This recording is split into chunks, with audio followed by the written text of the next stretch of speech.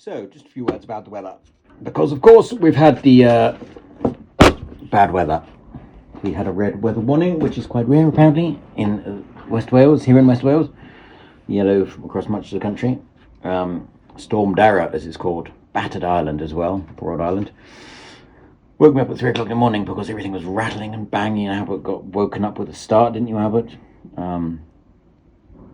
It was quite shocking, and I've just been out for a quick spin around the place because it's calmed down a bit. Well, I thought it'd calm down a bit. It hasn't actually calmed down a bit at all, but there's trees down everywhere. My little town has gone off quite lightly because there's trees down and power lines down. There's power out everywhere, all over the place. It's one of the worst storms we've had in a very long time, I think.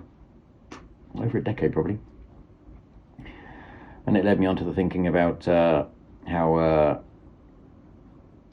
professional drivers, and a large part of my, I do one of my CPCs, health and safety CPC, I can put a large part of it is about adverse weather conditions and whether you should drive in them or not. And the answer is always, if you don't think it's safe, do not drive, full stop. Don't ever let somebody who might be in an office hundreds of miles away judge your conditions or your abilities in bad weather. It's not for them to judge. My last driving job ended because of bad weather. Driving for Jan Solage in Aberystwyth, absolute bloody arsehole of a job, working for an arsehole of a man.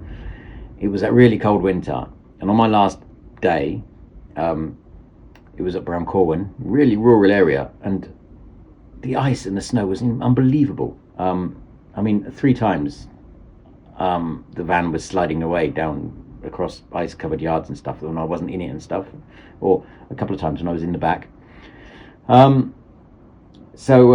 I nearly got 25 deliveries done that day, and the next morning we were all stood in the office, all the drivers and all the staff, and he starts ripping into me because I'd only got 20 deliveries done because of the bad weather. And I said, all right, fuck it, I'm going home. And he, as I walked out, he said, if you go leave now, don't come back. And it's like, well, that is sort of the point, my friend. And that's how you should treat anybody who expects you to drive, like the wind's blowing now, who drive in conditions you do not think are safe. Your safety and the safety of the people around you should be your only concern. If a company is forcing you to drive when you don't think it's safe, they're the sorts of people, and he would have been the sort of person that would hang you out to dry if the shit hits the fan. If the shit hit the fan and you end up being in a court dock because of something you've done or you've not done, they're not going to bloody be stood there beside you. They're going to hang you out to dry. So fuck them, basically. Any company that thinks you should put your safety at risk to deliver fucking a few bits and pieces of whatever you're delivering isn't worth working for, in my opinion. That wasn't worth it. I walked out. The only job I've ever walked out of. I've had so many jobs, and the one time I walked out of a job, and it was because of that. So yeah, just don't risk it, basically.